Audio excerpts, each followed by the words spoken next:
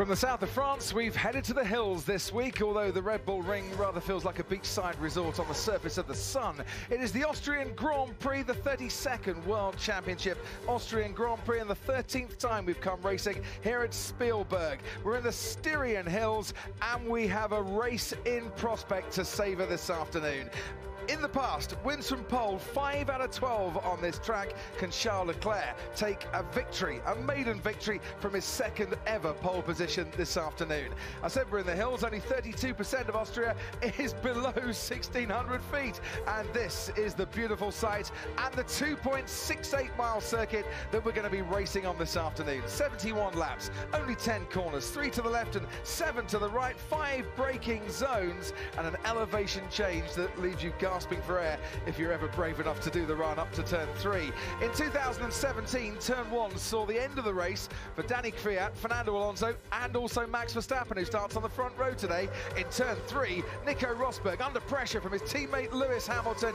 This was the last time Hamilton led a lap around this circuit. And turn 4 in 1998, what an epic battle it was between Mika Häkkinen diving down the inside in the McLaren and Michael Schumacher in the Ferrari. The 3 compounds of tyres that have to cope with track temperatures well into the late 50 degrees centigrade at the moment are the C2, C3 and C4. The medium and hard tyre are going to be used, but for how much longer can the teams go on them?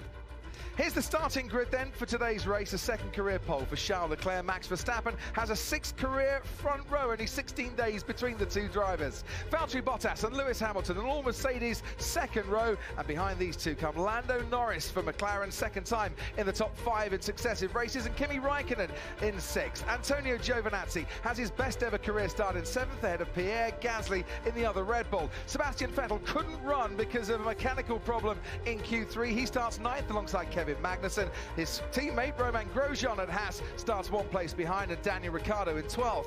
The 2 Racing Points didn't get out of Q1 for the 3rd time in 4 races. Perez ahead of Stroll. Hulkenberg took a new engine and a 5-place grid penalty. He has Danny Kvyat in the Toro Rosso for company. Robert Kubica starts 17th. Alexander Albon 2 new power units this weekend. Carlos Sainz has 1 complete new power unit. Penalties for both and for George Russell as well, who starts from the pit lane because he's got a new front wing on his Williams, and it's not the same spec as the one that he went and qualified with. Lewis Hamilton has just said that it feels like the hottest race he's ever taken part in. And his team, Martin Brundle, said, yeah, it is a bit warm out there. Last reading, 58 degrees track temperature. Boy, is that toasty. Yes, that's how it feels out there too, on the soles of your shoes. It's going to be a hot race, but these young drivers are super athletes. They should be prepared for it, but of course they're sharing the cockpit with lots of electronical items and bits and pieces. They're clothed in 4 layers of fireproof clothing and crash helmet, gloves, boots, balaclava.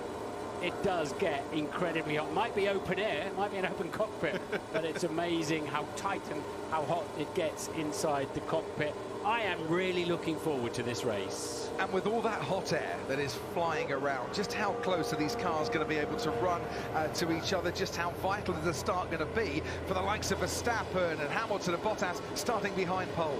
I think that's why the first lap or 2 might be a touch crazy. Then they're going to have to just sort it out a bit, understand where their temperatures are at. We're at 700 meters altitude here as well, so the air is a little bit thinner, to say the least. So cooling these cars, there are no fans on them as such. They only cool by going through the air. So if you're ploughing into a lot of hot air from the car in front of you, then that's discarded. You've got double trouble. So we've got a top 4 here. Lewis Hamilton looking for a 5th consecutive victory for the first time, so the second time in his Formula 1 career. Valtteri Bottas trying to win here for the 2nd time in 3 years. Max Verstappen trying to win for the 2nd time in 2 years. And Charles Leclerc going for that maiden victory that was rather robbed from his hands in Bahrain when he was leading from pole earlier on in the season. It's the soft compound tyre for Norris, Räikkönen, Giovinazzi, Gasly, Vettel, Magnussen and Leclerc at the start. The rest are all on the medium tyre, which means they can go that much longer in their first stint. And as the cars make their way off on the formation lap, let's head down to the pit lane in Karun Chandok. Yeah, Crofty, I was talking to some of the Ferrari and Pirelli guys on the grid just as we were walking off. And just understanding how deep can Leclerc go. They're hoping to get to about 17, 18 laps in and aim for a gap which he can slot into at that point. That's what they're aiming for. What is really important for him, they say, is to keep the temperatures down, which is, as you said, at 58 degrees, not going to be an easy task. They don't think the wear on the soft tyre is much worse at the medium. It's a temperature issue that Charles has to deal with. Saw Max Verstappen pictured the other day, Martin, taking an ice bath after he'd been on the track. I think all the tyres could do with an ice bath before they go out on the track. And memories of Niki Lauda absolutely everywhere here. And it's just a beautiful tribute for a great man throughout this weekend. Yes, and if there's a much better view in Formula One than an aerial shot of this circuit absolutely full, seemingly full of Max Verstappen fans, their total respect for sitting in uncovered grandstands this afternoon. So we've got a race then towards turn one for about 217 metres. Turn one renames the Lauda curve. Only 217 metres to the first braking zone. Will Verstappen try a move on Leclerc? Will he try a slipstream if he can't get it done into turn three? Where can Bottas and Hamilton put themselves as well? I'm so with you, Martin. It could be crazy stuff on the first few laps. Yes, and if you're Leclerc or Verstappen on the front row of the grid, both of your mirrors are full of two silver arrows. We know they're the fastest cars, the most dominant cars on any given season since this hybrid era. But they've not been on their best form so far through free practice and qualifying. But there's 71 laps to go. They admitted to me, Mercedes, they are on the limit of cooling. They've opened up the bodywork as much as they possibly can. Valtteri Bottas slots into his grid position. He's 8 years older than the two guys on the front row. Lando Norris in the McLaren was, what, 1 year old when Kimi Raikkonen first made his debut here, and they start alongside each other. Carlos Sainz will be right at the back of the grid. You really want the tail end of the grid to form up quickly on a day like today. Otherwise, you're sitting there. It's now approaching half a minute already for the front runners. As the back markers then finally get to their grid positions. Mercedes 6-1-2 starts on the grid so far this season, but they're on the second row at the moment. We had a really fast start in France. How long will they be held today? It's lights out, away we go. Verstappen gets an awful start. He's already been bypassed by the two Mercedes, Norris and Raikkonen as well. Leclerc leads from Bottas, then comes Lando Norris ahead of Lewis Hamilton. Kimi Raikkonen then slots in behind them, and behind Raikkonen, Sebastian Vettel, and then comes Pierre Gasly and Antonio Giovinazzi. Great start for Charles Leclerc. Into turn three we go. Norris on the inside of Hamilton. Hamilton goes wide. Lando Norris might get a decent getaway, and wheel to wheel with the Mercedes there. The two British drivers really going for it. Hamilton eases ahead and Norris slots back behind him. And we see, I think Gasly's ahead of Verstappen even in the Red Bull team. An awful start. It bogged down. I think he went into anti-stall. It was a very long red light today compared to last weekend. And it looks like it caught Max Verstappen out. Kimi Raikkonen gets ahead of Lando Norris round about the part of the track where he got overtaken by Max Verstappen last year. Kimi's doing the move this year, and he needed to as well. Sebastian Vettel now on Lando Norris's tail in the other Ferrari. Charles Leclerc out in front and into the penultimate corner. Kimi Raikkonen and Lando Norris putting on a brilliant show, and experience telling out. Lando slow though into turn 9. Now he's got a fast starting Vettel on his tail down the pit straight. It's been a very good first lap for Sebastian Vettel. He's up to 6. Max Verstappen now ahead of Pierre Gasly. Into the Lauda curve we go. Norris under pressure. Verstappen coming back at Sebastian Vettel. Verstappen then has passed Gasly somewhere in there. And no DRS, no drag reduction system for the first 2 laps. Which is a very good thing indeed if you are Charles Leclerc, because you're out in front and you're extending that lead over Valtteri Bottas. Lewis Hamilton running in third. Raikkonen up 2 places now to 4th. Then comes Lando Norris, Sebastian Vettel, Max Verstappen, Pierre Gasly, Antonio Giovinazzi, Kevin Magnussen, Sergio Perez, and behind him, Nico Hülkenberg is ahead of his teammate Daniel Ricciardo, down in 14th at the moment. Just to explain anti-stall, if the engine and the electronics sense that you've not got enough revs or there's so much grip, if you keep dropping the clutch, you will stall the engine. The system pulls the clutch in for you, so there's it's very difficult to restart these cars otherwise. So, Max Verstappen getting an atrocious start. It's been a feature of his recent races. The last 17 races, he hasn't finished lower than he started, except in Monaco, where he got the penalty. He's going to have to go some to keep that record now going. Fastest lap for Charles Leclerc. He is 1.8 seconds clear of Valtteri Bottas, made up 1.9, and Lewis Hamilton then having to drop back a bit in third at the moment. DRS is available for Verstappen, attacking Sebastian Vettel, who's also got DRS behind Lando Norris as well. That is the second of the 3 zones. They've got another one now coming out of turn 3 and down towards turn 4. Vettel and Verstappen both gaining on Lando Norris. Is there an opportunity for Vettel? No, he's too far back going into turn 4. Norris didn't look at all phased wheel to wheel with Lewis Hamilton, did he, on that opening lap? That bodes well for him into the future.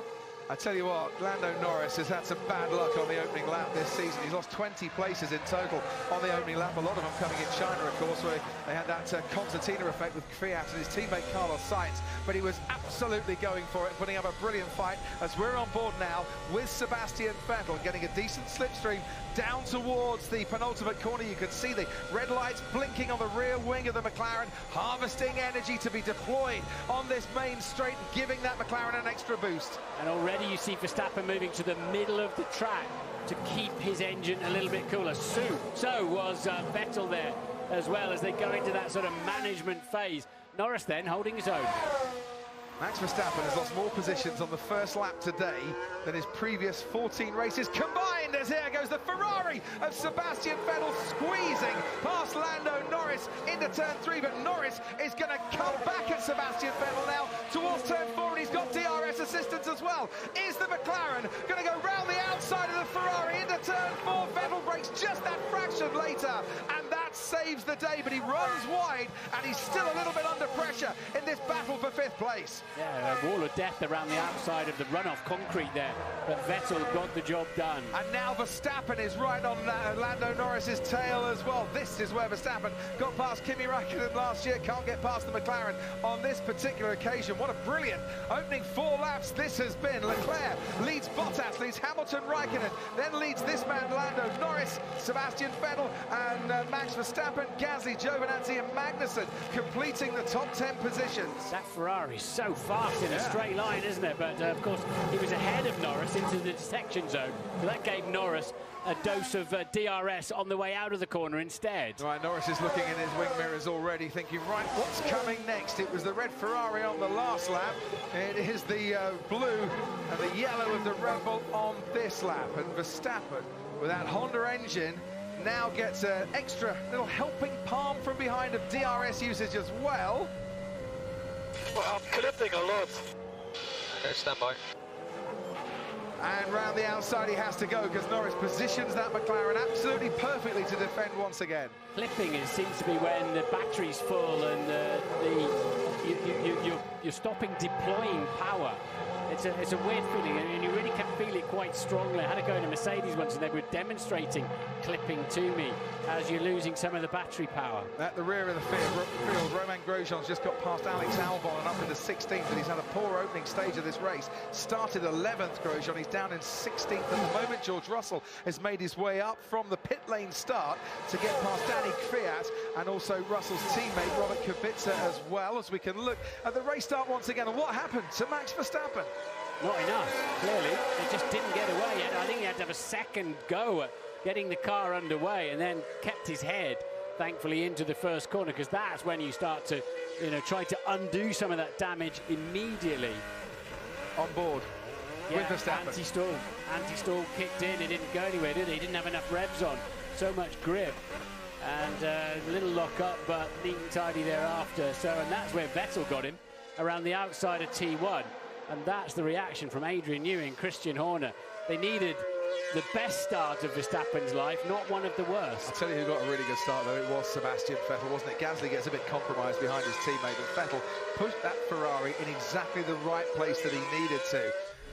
Very nice move indeed from ninth. Pushed me off the track. And this was the battle with Kimi Räikkönen. He wasn't completely off the track. Lando Norris on board now with Sebastian Vettel. I think it was when Vettel went past Norris, he gave him a whole lot of room. Well, the stewards were asked to have a look at the Norris and Raikkonen incident, but they decided no investigation was necessary on that one, and it certainly wasn't. Look at that, Lando's looking from side to side in his mirrors once again. Look, Verstappen's a lot closer on this particular occasion. I need more power, mate. He's scripting a lot. Old message, because I think he's got enough power, and he has, into turn 3. That'll please the Dutch crowd here.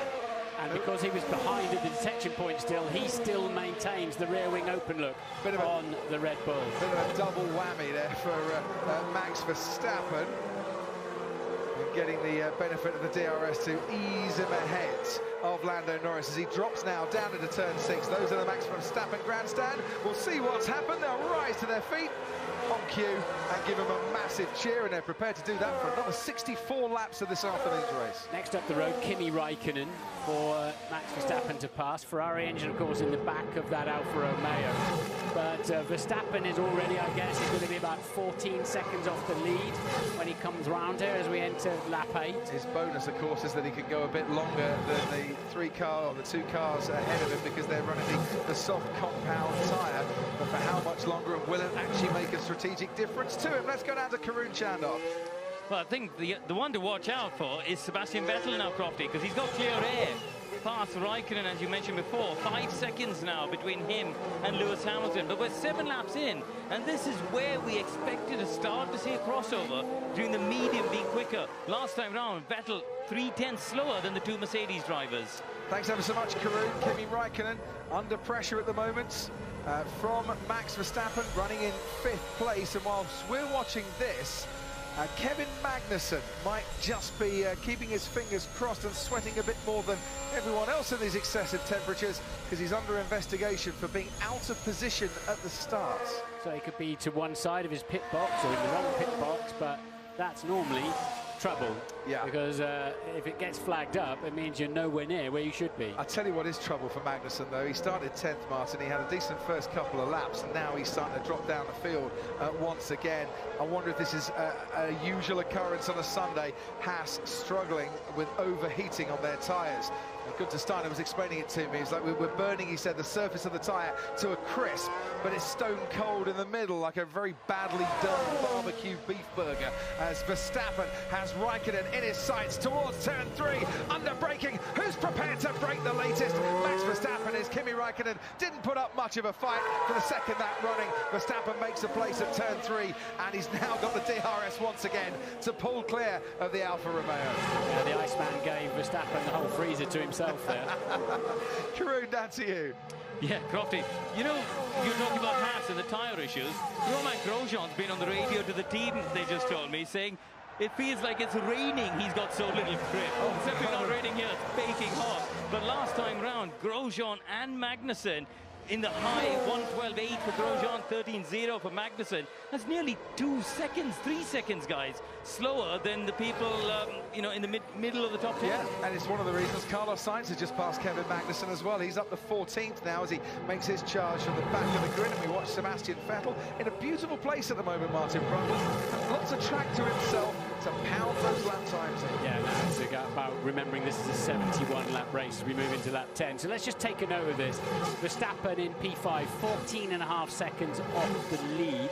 Leclerc leads Bottas by 2.6 seconds. So it'll be very interesting now to see Verstappen's relative pace to the leaders and whether he can haul this back in later on. That is Alex Albon on the inside, Romain Grosjean on the outside and off the track, and that's Alex Albon making a move into 16th place. Grosjean's going to come back at him, though. Or he's going to try and come back at him, but I think the Toro Rosso's a bit too far ahead. And look, there's George Russell trying to make a move on Romain Grosjean at turn 3 as well. The Williams getting very competitive with the Haas as they run down hill towards turn 4. DRS for Romain Grosjean behind Alex Albon. They're wheel to wheel through turn 4. Grosjean locks up his brakes. Alex Albon continues to move on in 16th place. And there's Danny Kvyat now attacking George Russell coming out of that corner. What a brilliant scrap. It might be out of the points, but this quartet giving it absolutely everything. If the midfield were for the championship, we'd be on the edge of our seats every corner. Last chance saloon, desperate stuff going on out there, and great racing. Meanwhile, out in front. Charles Leclerc leads Bottas and Hamilton. We can go down to the Red Bull pit wall. Christian Horner, sum up your emotions, Christian, in the first 11 laps of this race. Yeah, frustrated at the start. Unfortunately, we got an anti-stall, so we got a really tardy getaway. So now it's about trying to recover and make these tyres work for us. So Max has cleared the traffic now of Raikkonen and Norris. So head down, try and get on to Vettel ahead. Just take us through, he was referring to clipping and what you've been able to do for him out there.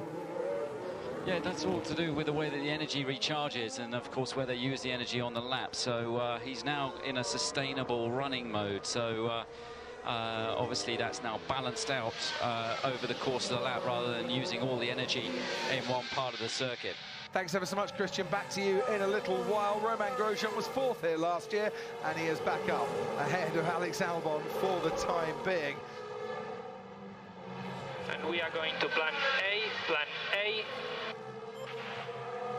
And out of the points at the moment, but at least he's got that place back once again. We're on board with Lando Norris. Norris behind Kimi Raikkonen and getting a bit closer as well. Right, so Sky Race Control.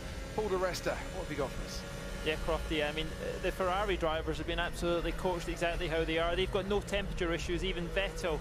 But the Mercedes, they're in trouble with rear right tyre temperatures right on the limit, and they're having to do so much lifting coast already from lap 2. It was 150 metres, then 200 metres and up to 300 metres. So they really are up against it. If they even get closer, I think they're going to struggle. So Ferrari maybe going to get away with this soft tyre at the moment. I would imagine they're going to get closer, Martin, but get closer to Sebastian Vettel at this rate, who, if he's not lifting and coasting, can break that much deeper and gain that much more time. Absolutely, and a poor start for Verstappen really gave Leclerc free run into the first corner, taking the line. He built a 3.7 second lead. He can now control the race as he wants. Look at this. I've just got to point this out. Average track temperature, Martin, 39 degrees here, and we're running in the upper 50 degrees at the moment. So just for people back at home thinking, well, why are they suffering with tyre wear? Why are things overheating? It's because they're running about 20 degrees more than the average temperature. Indeed, so Magnussen's got a drive through for being out of position at the start, having just made a pit stop to put the hard tyres on. So he's going to have to just go through the pit lane at 80 kilometres per hour, 50 miles per hour. It's going to cost him about 17 seconds. Yeah, it's another day of pain for Kevin Magnussen and the Haas team, isn't it? Lando Norris, 1 year old, when Kimi Raikkonen first made his Formula One debut at the A1 ring, as it was back then. Here in 2019, they are racing together, and Norris is keeping Raikkonen very honest indeed. Just has to lift off a little bit through turn 6, nowhere to get past there. But it's experience against the exuberance of youth, this one. And it's a terrific little scrap that is boiling up very nicely indeed, and it's a very close battle. Unlike the battle for the lead at the moment, 4 seconds, the gap between Leclerc and Bottas. Paul, to you. Yeah, Leclerc's just asked, tell me when I can start pushing. He's controlling this race at the moment. Target lap time 10.0. It's good like this. Well, we've just heard it as well. And we had this as a feature at Paul Ricard last week as well, wasn't it, Martin, with Leclerc just saying to the team, come on, I want to go faster than this. I need to go faster than this, and I can go faster than this. The team having to kind of put the reins on a bit as Norris dives down the inside on Kimi Raikkonen, and Raikkonen gives him space.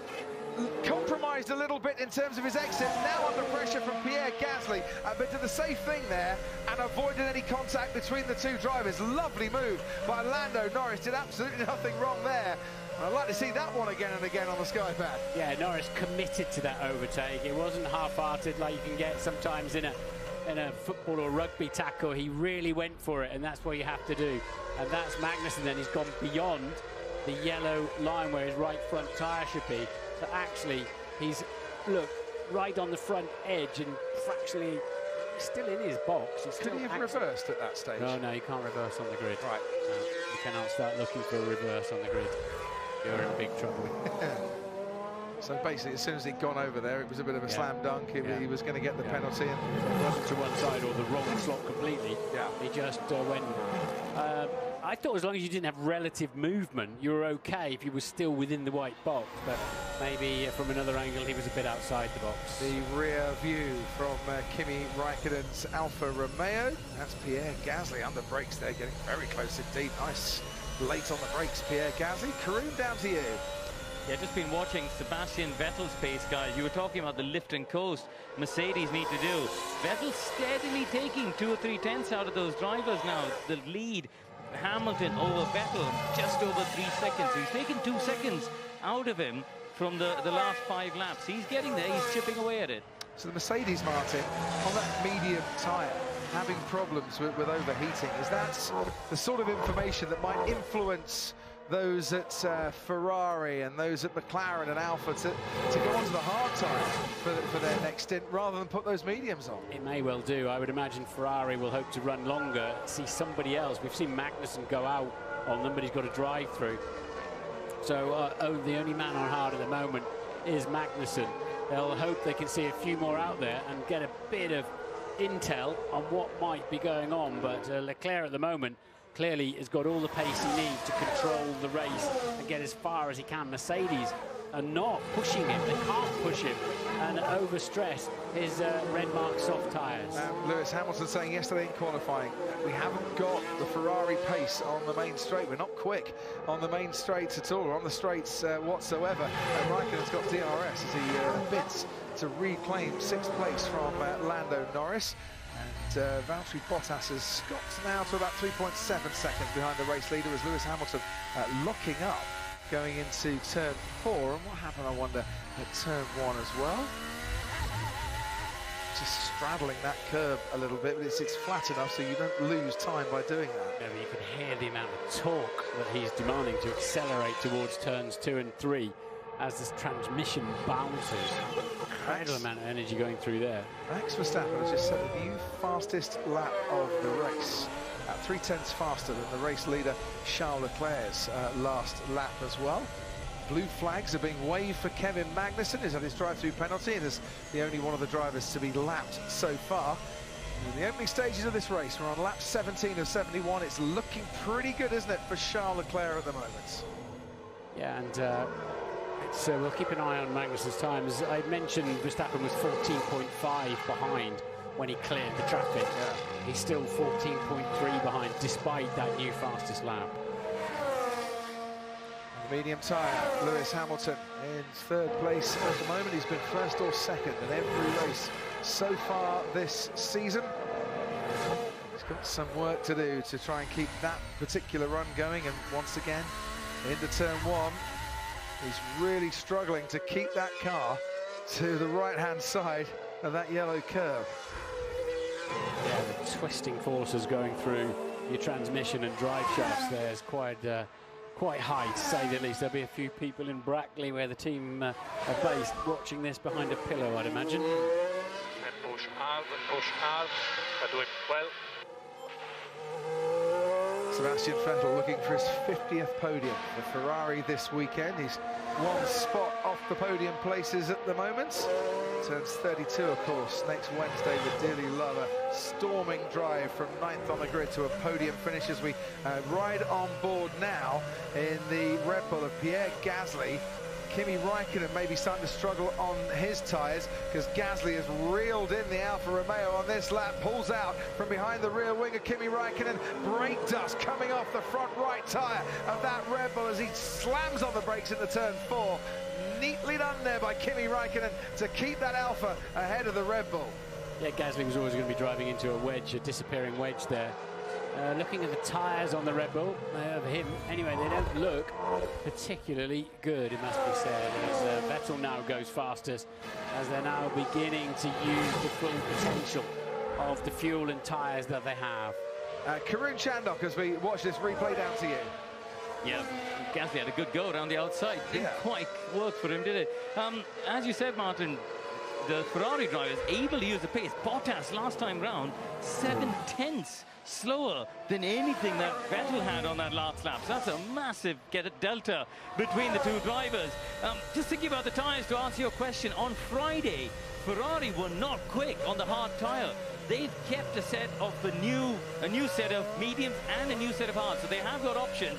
Mercedes don't have another new set of mediums, so we know Mercedes are probably going to go to the hard tyre. Ferrari could go either way because they do have a new set of each. this time Pierre Gasly tries to go down the inside of Kimi Raikkonen at turn 4, and once again Kimi Raikkonen is having none of that whatsoever, and is keeping the Frenchman at bay. It's the battle for 7th place at the moment. It's allowing Lando Norris to start pulling clear of Raikkonen.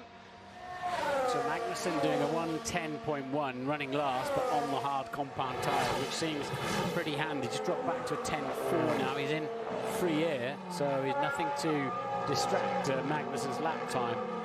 It suggests to me the hard tyres working just fine. In terms of hard tyres, they've all got a brand new set of the hard tyre. Verstappen, Hamilton and Bottas have no new sets of the medium tyre left if they wanted to run a medium tyre again, if it was a 2-stop strategy. In terms of soft tyres, Vettel's got 2 new sets of soft tyres if he was on a 2-stop strategy. Verstappen has got a brand new set of the soft compound tyres available to him should he want it, and should those mediums hold up long enough to make that one stopper work. See how it all unfolds. We're only on lap 20 of 71 here. Robert Kubica coming into the pits now for Williams. Worth pointing out that Kubica's been the recipient of the fastest 3 pit stops, or fastest pit stop at each of the last 3 races. And well done to Williams. They had a sub-2-second pit stop in Paul Ricard. There they go. Practice makes perfect, and they all look very pleased with their efforts as Kubica gets back out onto the track. So Vettel is catching both Mercedes little by little, quarter of a second per lap coming out of them. Now 8.8 seconds off the lead, 2.6 seconds off Hamilton's gearbox. There's a few helmets going on from the pit crew. I wonder if they're getting ready and getting pumped up for their first stops down at Mercedes, as Lewis Hamilton once again straddling that curb at turn 1. And he's not gaining time by doing that, Martin. Look at the state of that right rear tyre as Gasly returns for another go at Kimi Raikkonen. Gasly's got to go down the right-hand side. It's the only way here now. So he's and Raikkonen knows that very well indeed.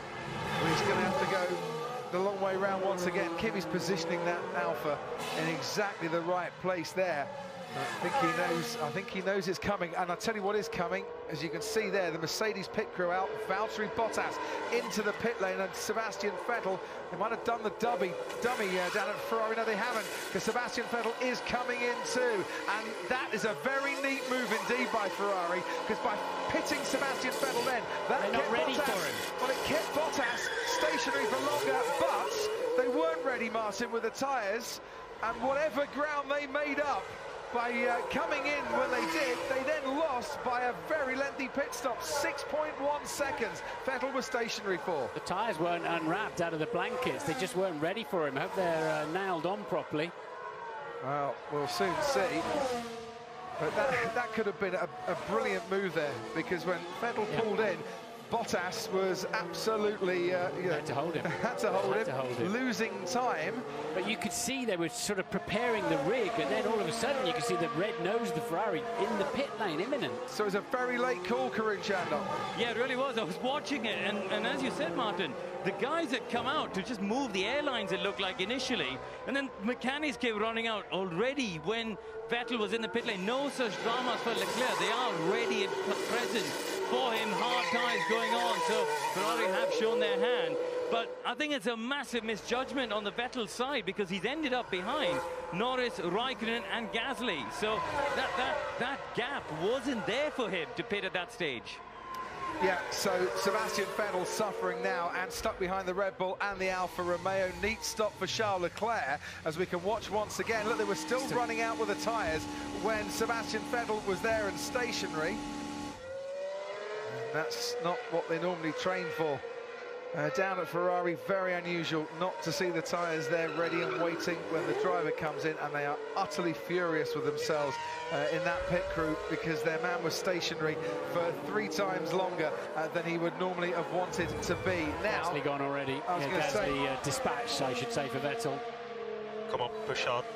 Come on. Tyres are good. Tyres are still good. Copy. Well, Hamilton's got a new lease of life, Paul de Resta.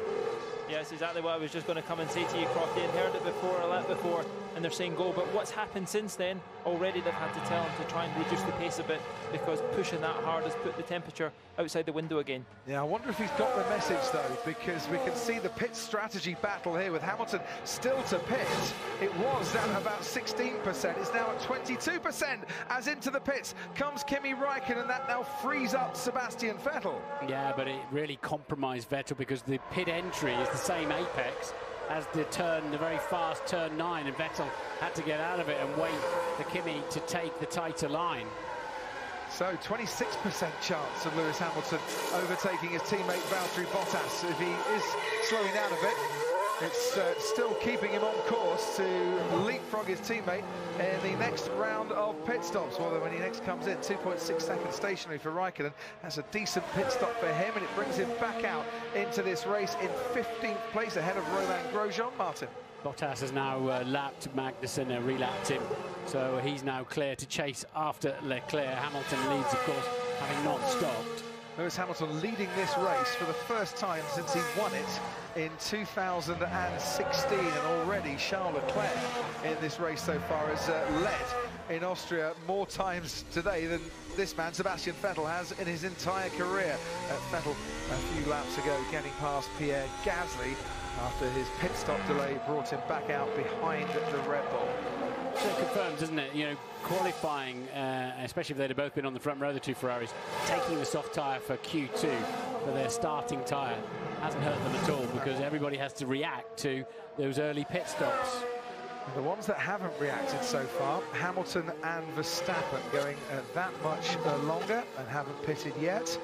Lando Norris hasn't pitted either in his McLaren. Neither has Pierre Gasly. Sergio Perez at Racing Point up into the points now, courtesy of others pitting. And once again, the Racing Point drivers, Perez and Stroll, going that much longer than you would normally expect in their first stints in a bid to salvage a full qualifying into a points return. Bottas will be getting the hurry up, because Hamilton will overcut him. He will go longer, he's going faster, and so Bottas needs to turn it up. Oh, really bumping and using that rather ungainly looking yellow curve there to arrest the slide of the car, putting some lateral load in there for good measure.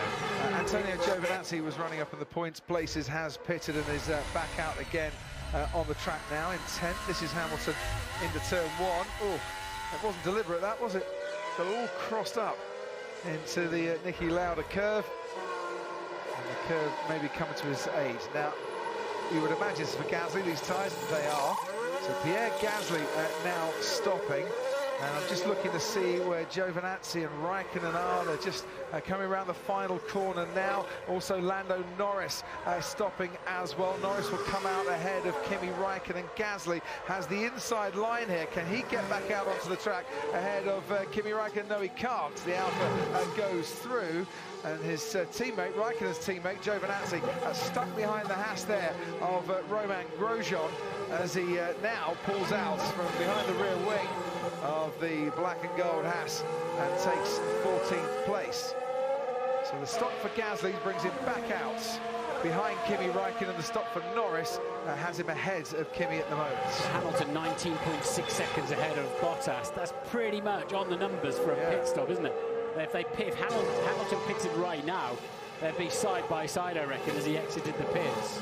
So, with Valtteri Bottas lapping a 109.251 on the last lap, and Lewis Hamilton a 109.215. What do you do, Mercedes? Do you keep Hamilton out just that little bit longer, or do you're running the risk, obviously, of the tyres dropping off a bit, or do you pit him now when there's a 29, maybe a third of a chance of Hamilton overtaking his teammate? Well, they can still do very low 1-minute 9s. I guess they'll hang on to it. Once he can't do that, they'll pit him. Nico Hülkenberg pits in his Renault, comes back out onto the track behind Romain Grosjean, ahead of Fiat and Stroll, who has now pitted for Racing Point, and is the Toro Rosso very much in his sights. 9.8 for Hamilton in free air. Check my wing, I think. I feel like I might have lost the downforce. Okay, copy, we're looking. Yeah, that will be the alarming lap time, Martin, be it tyres or wing level. that might just have Mercedes scampering out into the pit lane. And well, I'm not saying Lewis Hamilton needs a new front wing, but he wants them to have a look at it, because he's losing the ability to corner at speed. Hamilton now only Verstappen now only 7 seconds behind Hamilton. He's definitely had some great pace through this phase and really beginning to turn that round again after such a poor start. They're the top 5 at the moment. They're coming at it in totally different ways, but they're going to end up in the same place. And the man that is lapping the fastest in the top 5 at the moment, Sebastian Vettel, the only one in the 108s. Now, whether that was courtesy of some DRS, able to lap Kevin Magnussen, which he's just done, I'm not quite sure. But certainly Vettel's pace will be making him smile at the moment. Paul di Resta, down to you. Yeah, a lot of chat, Crofty, on Hamilton's front wing. He thinks he's picked up a bit of damage, and then they're saying, OK, we'll try and fix it at the stop, and he's saying, I'm losing a lot of time, so I think he's going to be in the pits before you know it. Yeah, and it's about a dozen seconds, a good clean new nose on the car. So that'll really hurt him. Is it the tyres? I mean, his front wing looks fine. Looks absolutely fine from the distance we can see, but whether he's cracked a main spar or ripped something off underneath, of course, we don't know, but he certainly feels he has. He is, every lap here, he is losing the chance to leapfrog his teammate in the pits as Perez now comes into the pits. Sit front wing. Hey, firm. Same as FP1. We'll try and sort it at the stop. I'm losing time. Yeah, I wonder if he's got a bit of debris in between the elements on that. I don't think he broke his front wing in FP1. He was one of the few that didn't. As we just see a replay here of Sebastian Vettel's pit stop. Oh, look at that. Yeah. The mechanic with the wheel in his hand as Bottas launched. That was a metre away from a mechanic getting hit by a Formula 1 car. So look, here are the Mercedes crew. That front wing is standing by. A new front wing is standing by. Karun Chandok, down to you. Yeah, Crofty, this is going to be really tricky for Lewis, isn't it? Because the gap over Vettel, 24 seconds. If they've got to do the wing, there's a real chance he could end up behind Sebastian here. That's a very good point. And I tell you something, Vettel is net ahead of Verstappen now. If Verstappen pitted. Box. Change wing. Hey, firm, we're going to do that. So they are going to change the front wing as well. So whatever's gone wrong on that front wing, Lewis Hamilton can't run it for any longer in this race. That's going to put him down the order a little bit after he's made his stop. Max Verstappen still to stop at the moment as well. He'll take over the lead of this race when Lewis Hamilton pits.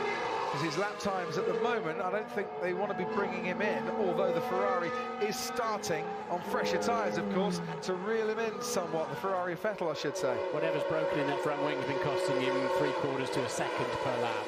And the 3 laps that it's taken them to work out whether they need to change it or not has cost Hamilton dear. Off goes the old front wing. Sebastian Vettel now coming round turn 9. On goes the new front wing.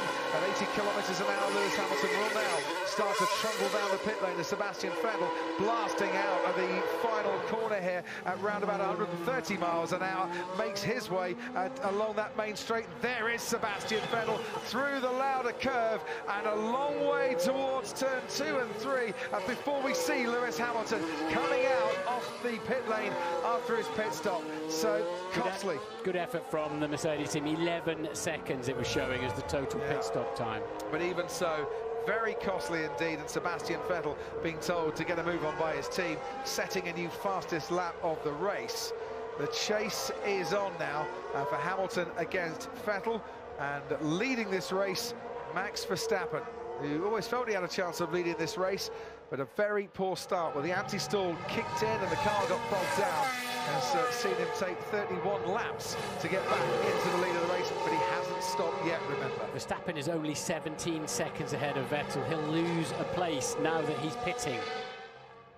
But we'll be on much fresher tyres at the end of this race to come back, of course, at Sebastian Vettel. He should, though, be ahead of Lewis Hamilton at this stage, given Hamilton's delayed pit stop. This is lap 22, so we're looking at 9 laps ago.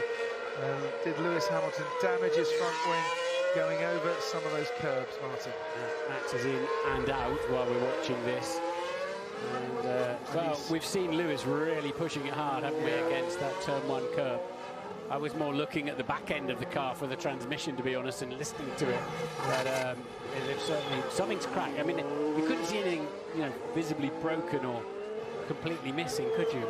So Verstappen in and out. There he is. He's ahead of Hamilton, but he is behind Sebastian Vettel, behind Valtteri Bottas, and behind the, once again, race leader, Charles Leclerc. The top 5 then have all made their pit stops. Behind them come Carlos Sainz and Daniel Ricciardo, yet to pit and running 6th and 7th. Lando Norris running a very handy 8th at the moment. That's a net 6th, ahead of Kimi Raikkonen and Pierre Gasly. Alex Albon down in 11th place at the moment, started right at the back. He hasn't made his pit stop. Giovinazzi and Perez, Hulkenberg and Stroll have. Still waiting to see Romain Grosjean and Danny Kvyat in the pit lane as well. Grosjean's still going on those medium tyres, while his teammate pitted, well, I think he wanted to pit about 2 laps into this race. So Bottas is the meat in a Ferrari sandwich at the moment. Leclerc 4 seconds ahead of him, but despite that awful pit stop, Vettel only 5.3 behind Bottas and only 9.4 off the lead. And this is Gasly and Raikkonen, and we've seen these two really going for it so far this afternoon. Guess what? Gasly's finally got his man, Martin. It's taken him about 20 laps longer than he would have wanted, but he's finally got past Kimi Raikkonen, it was, into turn 4. Sainz has had a good run from the back of the field, hasn't pitted yet, but is currently in 6th. Daniel Ricciardo behind him, not having a weekend to remember at all, is he, Danny Ricciardo? He says that he thinks there's something fundamentally wrong with that Renault car at the moment, just not giving him the pace this weekend that he might have expected. Okay, so you've got a decent tyre advantage on these guys. Like I say, a lot of people suffering with blisters. Let's watch the peak temps on this stint, then we can push later in the race. So go for it, Max, young man, I think is the message coming from the Red Bull pit wall there. Christian Horner, he's going to go and charge whatever you tell Max Verstappen. He's just one of those drivers, but what do you reckon you can do from here? Well, let's see. I mean, he's got between 10 and 8 lap better tyres than the cars ahead of him. So, you know, by going that bit longer, we're able to obviously give him a better set of tyres for the remainder of this Grand Prix. And it looks like maybe the Mercedes were a bit heavier on that tyre in the last stint. So, you know, this race has still got a long way to go. And when you do get, if you can get up to the top 3, how much longer can you run behind them in air that's getting ever hotter? Are you having cooling issues, or have you got it right this weekend?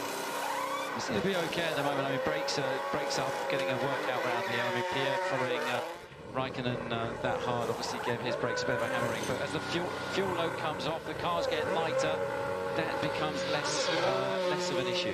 Anything reported in from Pierre Gasly?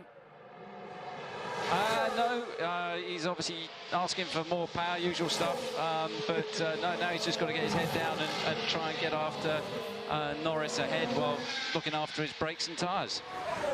Thanks ever so much, Christian. And onwards we go then. Leclerc leads Bottas, leads Vettel, leads Verstappen, leads Hamilton. Sainz and Ricciardo haven't pitted yet.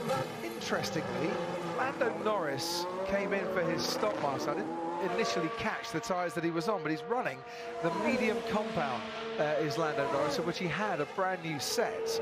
So McLaren think they can go soft medium until the end of this race. And I hope that's the right call, otherwise the last 10 laps or so could get a bit harum-scarum for Lando Norris, who had all the adventures in the last few laps at Paul Ricard, of course. So I'm hearing that Vettel did come in as expected, but there was a radio issue between... sorry, have you just said this? No, I haven't. I've just seen the message, but... Yeah, there's a radio issues to the mechanic, so the mechanics didn't get that information as Leclerc popped in another fastest lap. He fancies himself 26 World Championship points this afternoon, doesn't he?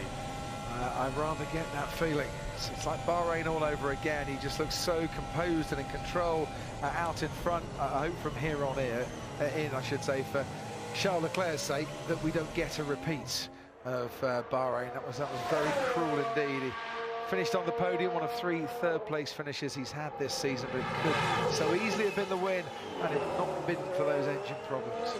So top 5 have all pitted. Just about to talk about Lewis. I thought he was going to tell us for himself. But so Lewis's last 2-3 laps have not been that fast, although he's just done a personal best first sector. Maybe he's just treating the tyres a little bit gently in the beginning. But so he runs 20 seconds off the lead now, does Lewis Hamilton, in 5th place. And there are 13 seconds between the top 4, all of whom are lapping. Well, I say the 2nd, 3rd and 4th lapping pretty much the same. And then Charles Leclerc is going a 10th or a couple of tenths faster. Look at that race weekend attendance, 203,000 people.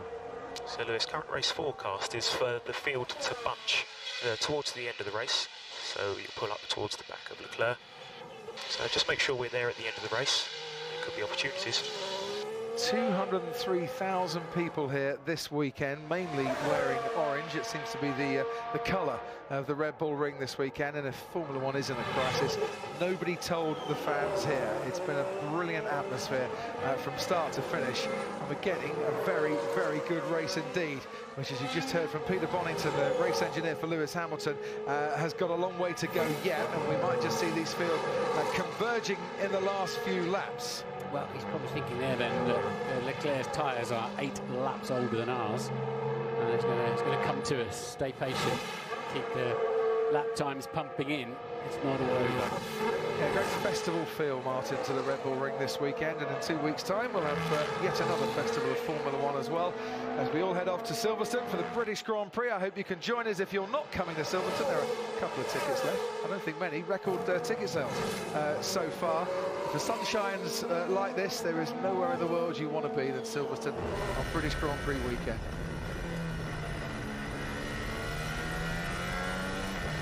On board with Lando Norris, 8th fastest at the moment. Daniel Ricciardo is the car ahead. Ricciardo hasn't stopped yet, neither has Norris's teammate Carlos Sainz, running those medium compound tyres, all part of the McLaren strategy from the beginning. They think that will give Norris the pace for a decent top 6 finish. Right, let's head down to Karun. Yeah, just looking at this race here, guys, it's really strange, isn't it, that Renault have left Ricciardo out for so long. I'm trying to work out what they're trying to do, because we're really deep into the Grand Prix on that first set of tyres, and his pace isn't great. Yeah. A 1:10.1 on the last lap. Maybe hoping for a safety car, not quite sure. Ricciardo really starting to struggle, as you can see there, with traction coming out of turn 3. So we'll just stay with this battle for a few more moments and see if Lando Norris can, link the envelope and send it down the inside, or maybe try a parcel delivery around the outside. Either way, it didn't get delivered on that particular occasion. Danny Ricciardo doing the defending. Paul di Resta at Sky Race Control. Yeah, just Hamilton getting told by the team it was turned any damage to front wing, so keep an eye on the screens if that's where they're going to run wide, because it looks like that's where they're picking it up. Team saying just a cracked front wing. Thanks, Paul. 11.9 seconds between the top 4 now, and Max Verstappen starting to get a bit closer to Sebastian Vettel, which will be interesting to see when he gets close enough to try and if he gets close enough to try and go for a few moves, where the Red Bull has an advantage over the Ferrari in terms of pace to try and force a way past, because the Ferrari, very slippery, of course, in a straight line. At about 150 miles an hour. What is that, 250 Ks? There goes Lando Norris down the inside, and I tell you what, Daniel Ricciardo cut him off in his prime there, and Norris got a bit compromised in doing so. Couldn't quite make that move stick, and that's got Pierre Gasly thinking, oh, there might be an opportunity for myself here to take 8th place. Into turn 4 we go, and there's room on that inside if he can get some good traction, but Norris moving across to cover it. It's just proving a little bit difficult at the moment for Norris to get past Daniel Ricciardo, and it's causing him to look in his wing mirrors a bit more than I think he fancied. So yeah, those kind of speeds, 150 miles an hour, they're generating around, let's say, 2,500 kilograms of downforce. So 800 kilogram car with the driver, that means you could drive along the ceiling. You got way more downforce than weight. My point here is that a cracked front wing, that's why we can't see it, but that's why Lewis Hamilton will certainly feel it. The amount of downforce those front and rear wings and all of the pieces on the side of the car and the underbodies are generating. You're saying that if Lewis Hamilton with a cracked front wing tried to drive across the ceiling, he'd make a rather large dent in the sofa because he probably wouldn't manage it. I wouldn't think he'd lost that much, but it was certainly costing him. You'd start to slide in front, some understeer, not enough front wing, and eventually I assume it would break anyway. Someone said to you, Martin Brundle, would you like to drive a Formula One car on a ceiling and upside down, given that the laws of physics says it's possible? Would you say yes? I've done the upside down bit a couple of times, so I'd welcome a ceiling, to be honest, yes. Give it a go. It would be a novel approach to your next drive in a Formula One car. On board with Pierre Gasly, all 4 tyres planted on terra firma at the moment. Lando Norris just eking away a little bit in the last lap and a half. Just watching the battle out in front. Verstappen now under 2.5 seconds behind Sebastian Vettel. 30 laps to go. It's boiling down to a decent scrap between those two. Those black lines you can see, they're just going through. That's from the drift cars on their rather short track. You may have seen Rachel in those earlier on in the weekend, so if you wonder what those weird black stripes are. There goes Lando Norris. No drifting in a Formula One car out of turn 3. He's a lot closer to Daniel Ricciardo here. Ricciardo hasn't pitted yet. He might have to yield the place, and he does so. Lando Norris moves his McLaren back up into 7th place, and yes, is the reaction from Will Joseph on the pit wall. Gasly's got some blisters on the inside of his right front as well, for good measure. This is going to be a nice personal battle now for Daniel Ricciardo, isn't it? Keeping the Red Bull. The car he left last year behind him for as long as he possibly can. So I wonder if we can see the heavy blisters on the right front. It's a bit of a passenger, that tyre, through some of these corners. But I wonder if Verstappen might find himself, when he's on the harder compound, of course, might find himself in trouble. We saw this, of course, on the Mercedes last weekend, didn't we? We certainly front did. Blisters. Carlos Sainz, sorry Martin, Carlos Sainz has finally pitted from 6th in the McLaren. Just wondering where he's going to come back out into this field. Behind, I think, Lance Stroll down in 14th place.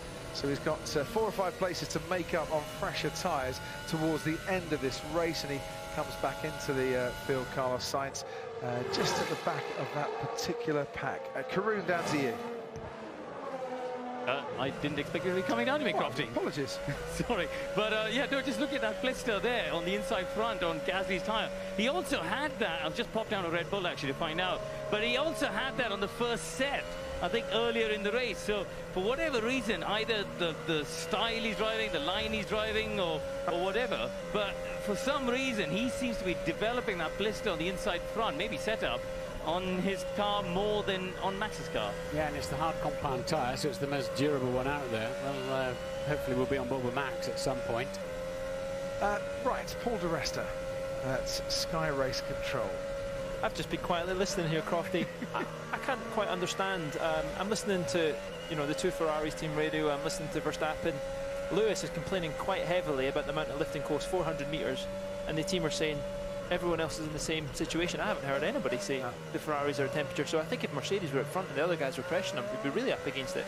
It's nice to see other people in control and other people's simulations getting it right. Absolutely. So you think that's lift and coast for temperatures? Verstappen does a new fastest lap rather than fuel consumption? 100% for temperatures, and they're saying that temperature has increased more than they thought on the ambient side, so that's what's pushing them through the upper limit. Fantastic job, mate. Lando, if you can, just hold Ricciardo in your DRS. Hold him to allow him to have DRS as long as he can't pass you. Like, forever? Why? Okay, so they're wanting Ricciardo to be held in the DRS. Why would McLaren want that? To hold Gasly up. Yeah. Yeah, so they don't want Gasly to get part. That's probably a play for, that might even be a play for his teammate Sainz as well down the road, possibly, although Sainz is actually quite a long way adrift of that. But it might be, don't let Gasly pass Ricciardo, then he won't be coming after you forever. It's almost like asking a goat to remain within jabbing distance of a T-Rex, that, isn't it? You know, just let him have the possibility of overtaking you there, but make sure he doesn't, if that's okay. Right. Another new fastest lap for Verstappen, now 9 seconds off the lead. Yeah, it's coming alive. He's coming at Sebastian Vettel here, and it's only going to be a couple more laps till he gets DRS as well. Karun, to you.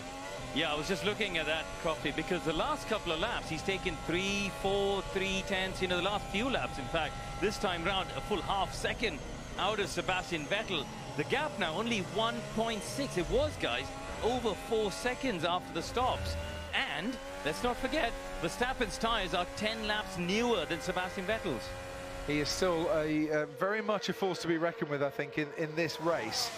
Charles Leclerc, as we see Pierre Gasly getting past Daniel Ricciardo. That's what McLaren hoped was not going to happen. Yeah, but it did. If Verstappen can clear Sebastian Vettel quite quickly, he's then onto the tail of Valtteri Bottas. Bottas is about just under 4 seconds behind Charles Leclerc. Leclerc is either controlling this pace beautifully, Martin, or he hasn't got enough pace to pull too far ahead of the Mercedes, but we'll find out in about 10 laps. 7.8 seconds covers the top 4. Hamilton's problems, long pit stop and lack of pace means he's beginning to drop away now, and it's a 4-horse race and 4 horses that are galloping towards each other. And there is Sebastian Vettel making the climb towards turn 3 with Verstappen right behind him. He's tantalisingly 2 or 3 tenths away from some DRS assistance here. Both of these drivers gaining on Valtteri Bottas as well. And Mercedes having to lift and coast in these oppressively hot temperatures, and overheating brakes and tyres as well. 35 degrees the air temperature, the track temperature officially 50 degrees, but I think that's a little bit shaded, that sensor. We're running in at least the mid-50 degrees if you're exposed to the sunshine at the moment. Charles Leclerc just had a bit of a dismal lap at 1.95. Max, we have a significant pace advantage over Vettel in turn 1, so use that. But he had to get past Kubica, but they're about to catch a bunch of cars that Stroll, Sainz, Hülkenberg, Perez, Giovinazzi, Raikkonen and Ricciardo. So the leaders are coming up against quite a string of back markers in the next 2 or 3 laps. So if Verstappen and Vettel can continue their pace at the moment, well, either the Red Bull or the Ferrari will be ahead when they get onto the tail of the Mercedes and the other Ferrari as well. Think of this race as like one big accordion, ladies and gentlemen. We have opened it wide to give it the fullest possible amount of air, and then we're slamming it shut as the cars come together to make some sweet music. Second fastest man on the track last time around, Carlos Sainz, down in 13th place with the fresh tyres on that McLaren.